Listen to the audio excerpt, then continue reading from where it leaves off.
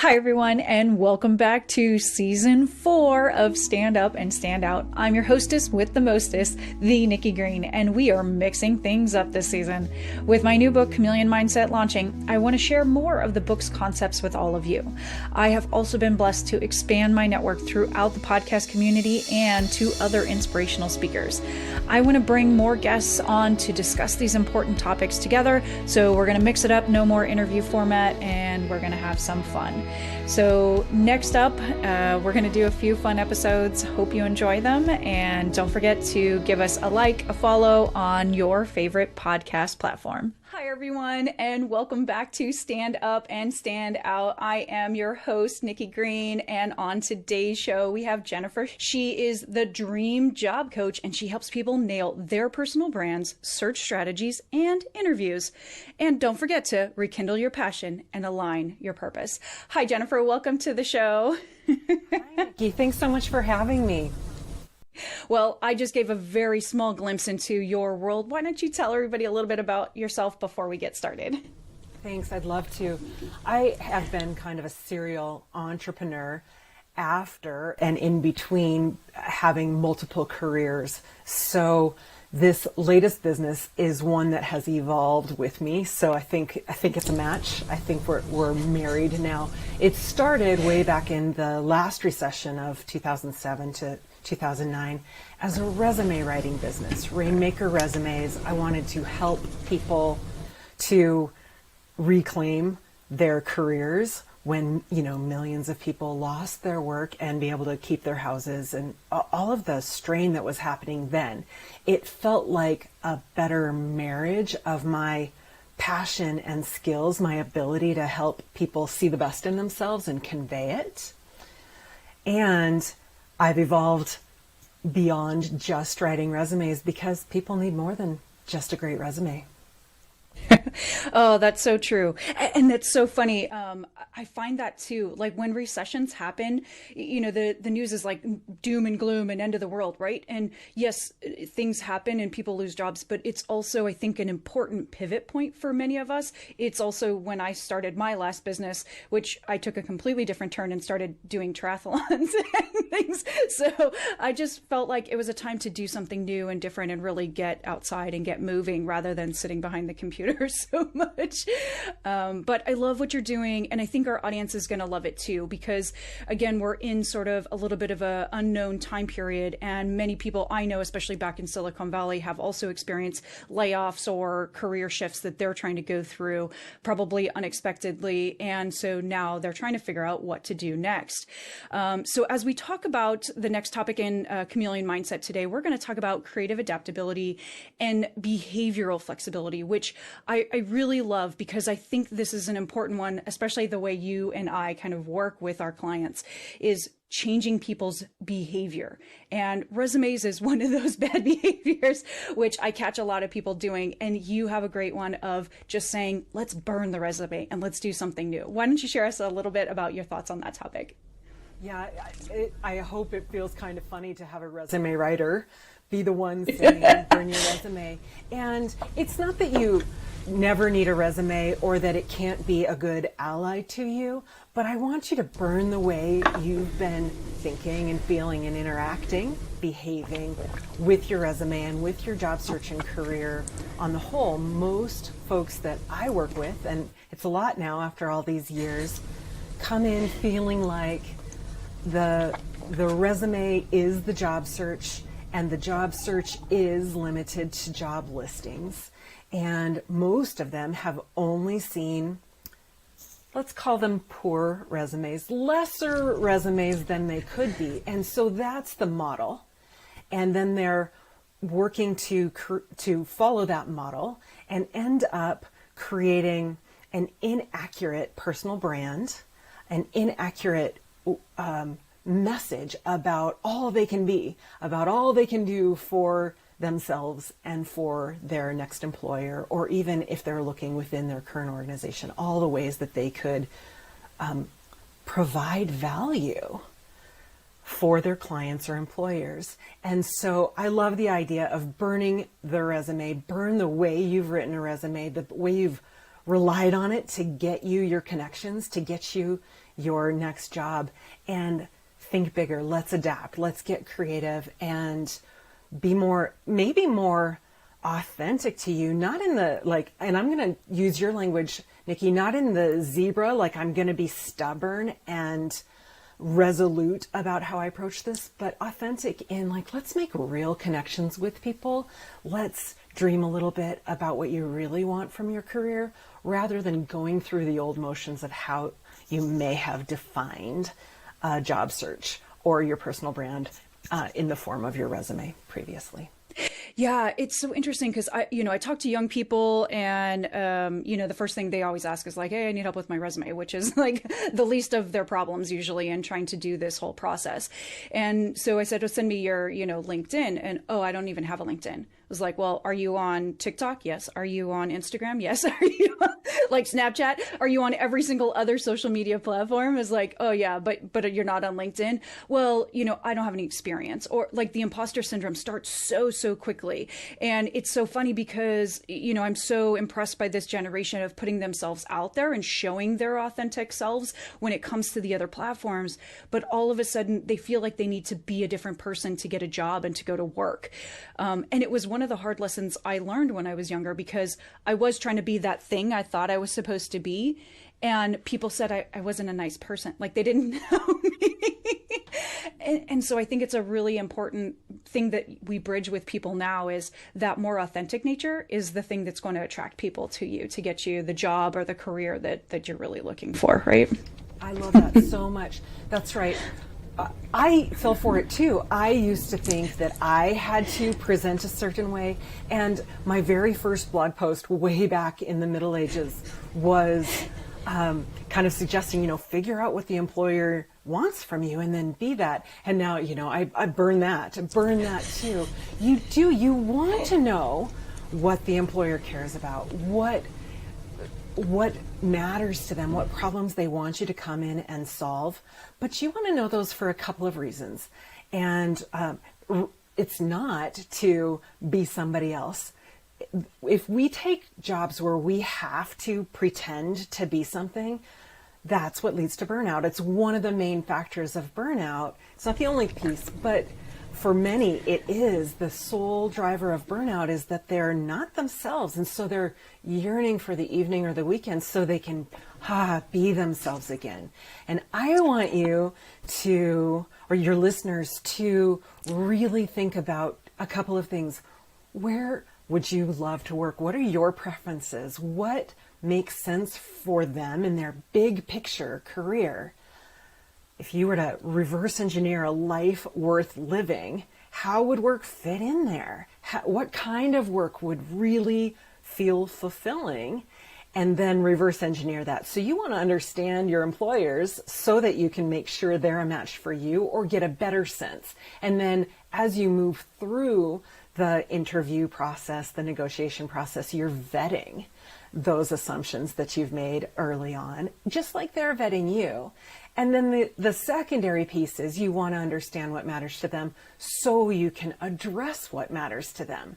Not become what matters to them, but share the parts of yourself that already will be relevant to their priorities. Yeah, that's so true. And honestly, like I never got a job because I applied to something online. My entire career was built on relationships. And I think it's going to continue to be such an important way for us to actually connect with each other. Because the other important lesson is the job is more than the work. Yeah, you want to do the work and you want it to be interesting and challenging, but it is about the people around us. And I think some people have forgotten that a little bit because we're working at home and maybe we're not connecting with people as much, that they're just sort of task oriented with the job, but you are interviewing them as much as they are interviewing you to make sure those are people you want to spend 40 plus hours a week with, that even if you aren't in the same room, you can kind of have some camaraderie with over, virtual. So I think these are important next level things. And when it comes to resume, I think this next evolution is going to be important where we do start to take advantage of all of this wonderful technology. of why aren't we doing more video? It's recruiter based because the psychological part is, well, this is how they're searching for everything and I need a bunch of keywords. But in reality, if you want to get them to know you, video will do it 10 times faster, right, than any kind of piece of paper digitally. So true. So true. And even, for those listeners who are not extroverts or who aren't energized by lots of interaction with folks, I want you to still honor those preferences, especially as you're choosing what kind of jobs to target. Nikki, you said something right at the beginning of that last little bit about how you've never gotten a job through an online posting. And you probably know this and have shared this. I'll repeat it for your listeners. Only in 2019, pre-pandemic, only about 20% of positions were filled through online job postings. My hunch is that number's gone down since the pandemic because we're getting more comfortable. We're more used to interacting in other ways. And so if your whole career, your entire job search is limited to job listings and going through the old rote motions of submitting a resume as a stranger to strangers online with no contact, it's like you're only shopping in one aisle of the supermarket. And it's probably not the good one, right? It's probably not where all the stuff you would really love lives in the supermarket. So it's through, even for those of you who are more introverted, who really love remote work and aren't wanting all the human connection, still your job search opens up, your whole career opens up because you're not limiting it to job postings. When you can think beyond the resume and really be thinking about relationships. And it doesn't have to be transactional, it doesn't have to be icky relationships. Those won't work. There's a reason you feel resistant to those. And you will want to have relationships with folks. Even now, you may need a resume to seal the deal, but your connections, getting the interview, getting better offers will be at least somewhat dependent on your relationships. And if you want to move beyond that 20% of the supermarket, it's 80% of it is dependent on relationships, right? Oh, that's beautiful. Well, we're going to take a little break here and we're going to think about that. Hi, everyone. Nikki Green here, and I am here to tell you that Chameleon Mindset is on its way. If you'd like to learn more about the Chameleon Mindset book, the online course that'll help keep you motivated and doing some of the fun Karate Kid exercises, go to chameleonmindsetbook.com and you'll find more information about pre-sales, bonuses, and so much more.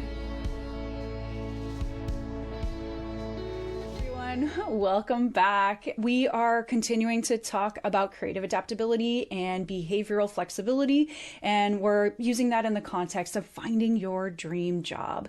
So, I've done a lot of marathons and triathlons and crazy stuff like that. The way that I've accomplished a lot of those big things as well is, well, I know the goal, right? I know the distance I need to run or swim or bike or whatever silly thing I was doing. But in order to do that, you don't just go out and run 26 miles, right? You don't get that dream job on day one. You have to build a training plan in order to make small incremental steps to get there. So why don't you talk a little bit about how you help people find their dream jobs? I love this analogy of a marathon or a big goal that's separate from our career. I think we all get how that works. We set a goal in order to attain it. But I'm often surprised by how folks really haven't looked at their career this way. It seems more happenstance. It seems to them more kind of that they are at the mercy of whatever jobs are available and whoever gets them enough to promote them or bring them in. It feels passive in that way. And I love the idea of setting this up similarly to a marathon goal where we begin at the end. What's the end goal? If you were on your deathbed looking back over your life and we'll narrow it to career since that's kind of the topic we're talking about. If you're looking back on your career, what do you want to be looking back at? If you're somebody who wants to attain CEO, but you're fresh out of college, that's a bit of a marathon, right? To get there for most of us. Maybe CEO isn't what you're looking for, but it's really helpful to know what the goal is if you want to have a better chance of getting there. Mm-hmm. So if you can dream a little bit and let yourselves imagine what would be just the most delicious, like almost guilty pleasure career. Something that's so aligned with your personality and your preferences and your skills and your nature, where you get to do some of the things that by the time you get to do them, you're either so good at them that it's easy, or they're so innate to you that they're easy. What would that career look like? So we're beginning at the end of the career and imagining ultimately, if you dreamt big, what would you want to be doing? And then that's the marathon, right? In your case, it's I want to run the marathon or I want to do the triathlon. And you get very clear and specific about what it is. What are the distances? What are the media I'll be competing in? And for our purposes, what's the career look like? What kind of people do I work with? What kind of impact do I make? How much responsibility feels just right to the more advanced version of me that I can work up towards? And then from there, and this is where we get really creative. 1, we dream big, and then 2, we reverse engineer it. Okay, if that's the goal, what do I need to do to get there? And we come all the way back to what would be a good next step between the skills and experience and interpersonal. And by that I mean the people that I know or the skills I have in managing or working with them. What do I have now? What do I need? What would be the first step to get me closer to the dream career? And then we can start reverse engineering our career rather than just building a career at the mercy of the job listings or at the mercy of somebody plucking you, out of a crowd. And some people, so here's something that comes up. Some people say, what if I don't dream big enough? And this is where we can get super creative. I want you to dream really big and get really specific, but then let's trust that this or something better is what I'm imagining. This or something better. So you want to get very, very specific and then kind of loosen your grip on it. This is the goal or something better. And if I'm working toward this goal, then I can be more skilled, more experienced, more prepared when this comes up or the something better comes up. So you're going to be creative. You're going to be willing to adapt on your feet, but you're not going to not plan because you want to be adaptable. You're going to set the goal, imagine, dream, get specific, and then be adaptable along the way. I think that's great. It reminds me, I was driving in the car the other day, and people that run marathons, they always have those silly little numbers on the back of their car of how far they've run, right? A marathon is 26.2. So if you see some person with a 26.2 on the back of their car, it probably means they ran a marathon. I saw a person that had a 27.8, and the whole time I'm driving behind them, it was driving me crazy because I'm like, but they went further. But that's exactly it, right? It's like, here was the goal and you can go further. You can do something slightly different. You don't know where your career is exactly going to take you. It's just having a trajectory. And honestly, that's again, something that I learned very important in my career is you don't have to go by the job description. You go by the problems that need to be solved within the business or the things that you're passionate about fixing in the world generally.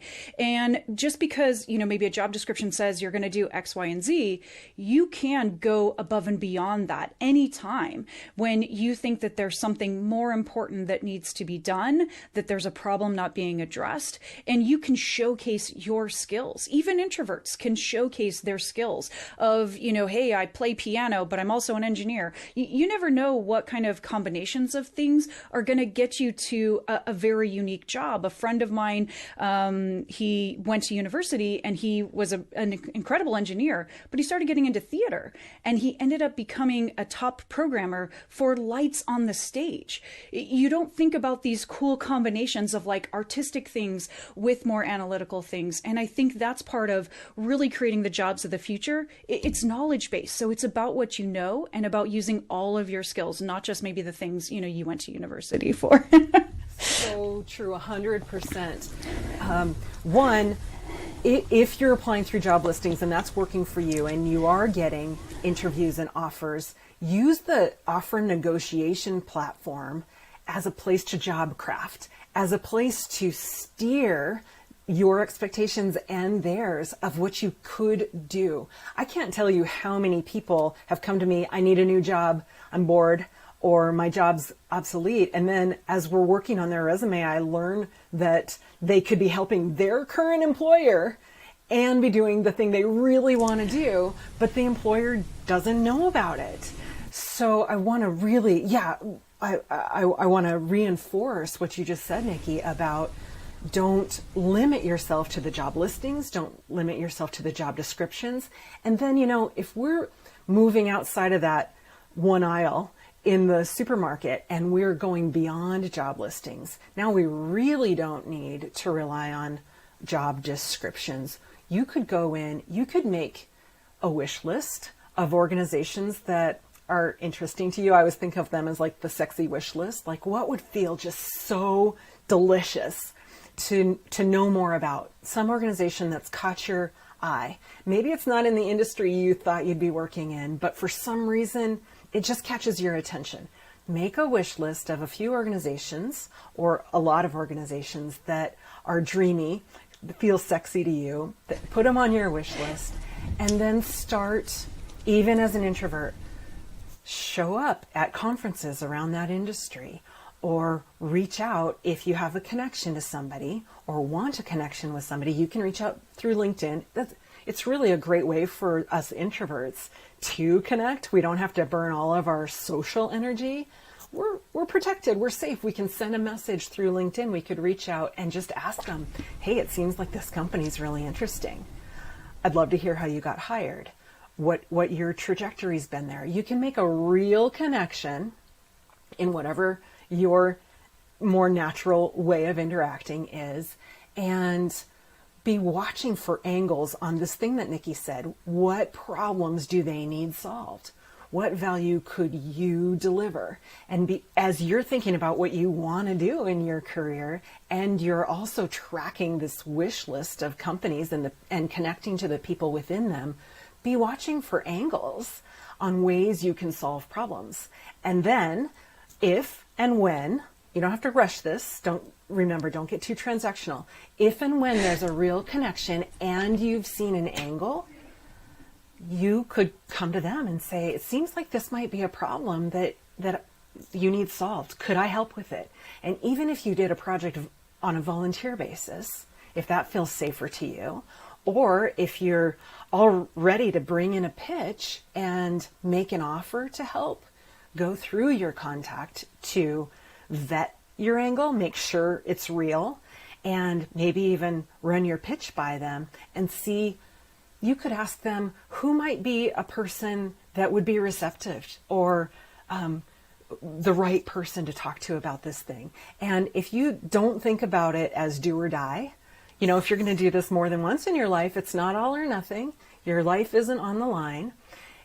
And maybe even the first time you pitch isn't to, say, a hiring manager or a decision maker. Maybe you work your way up, and on the way you've made multiple connections in this dream organization. And now they know you and trust you because you've been a real person to them. You've shown how creative and adaptable and relatable you are. And by the time you get to the decision maker person, you're no stranger. You're somebody that everyone's already feeling like they're working with. And that's how you open up the whole grocery store of careers. I love that for kind of two reasons. One, I do feel like, a lot of people are using a very transactional strategy, especially on LinkedIn, about how they're finding jobs. It's like, okay, here's the job posting, here's the recruiter or hiring manager, immediately like send resume, go bother these people repeatedly just to tell them how amazing I am. Instead of, like you said, really starting to make a connection with people. If people spent the equal amount of time, just say, hey, Happy New Year. What are your plans for 2023? Just start a real conversation like you would with someone that you bump into at a party. You kind of have to start with a little bit more conversation instead of jumping into the pitch about yourself, which I think is so great. And then as you build that relationship, go on. And it doesn't have to be the decision maker. It doesn't have to be that person, because you don't know what the real connections of people are behind the scenes. And once you start to really understand that there could be someone super influential who is equally introverted as you, but they're really good on one-on-one conversations and actually know a ton of people at that company.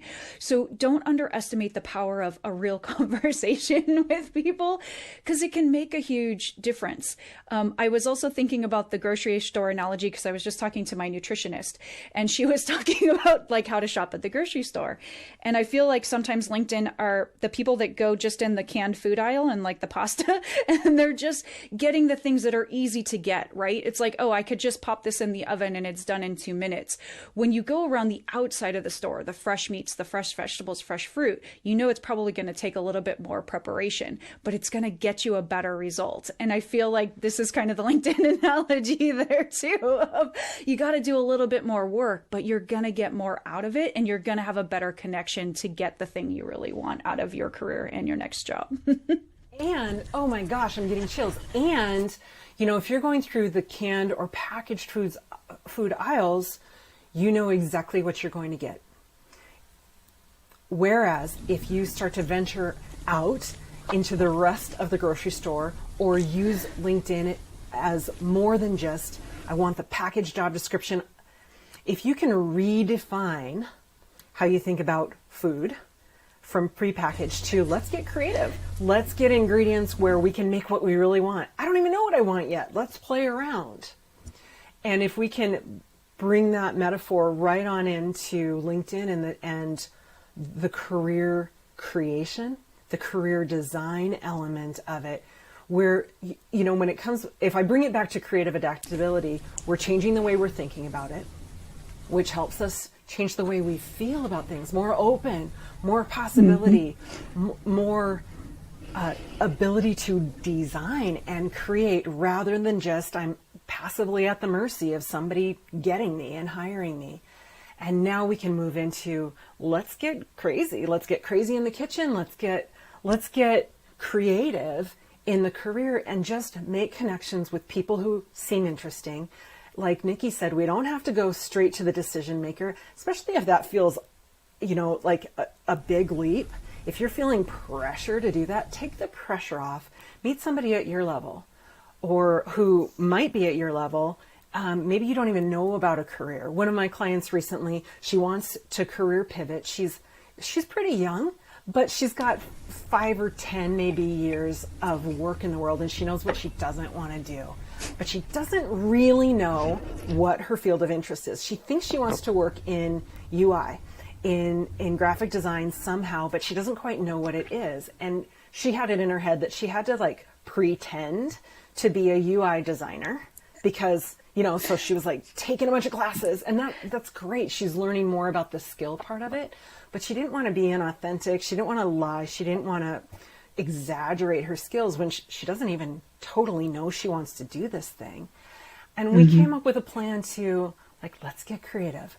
Let's pop out of the packaged aisle of having to package yourself or buy a package, and let's move into, what if you just reached out to some interface designers and asked them about their work, asked them if you could job shadow virtually even. You don't even have to literally shadow them to learn so much.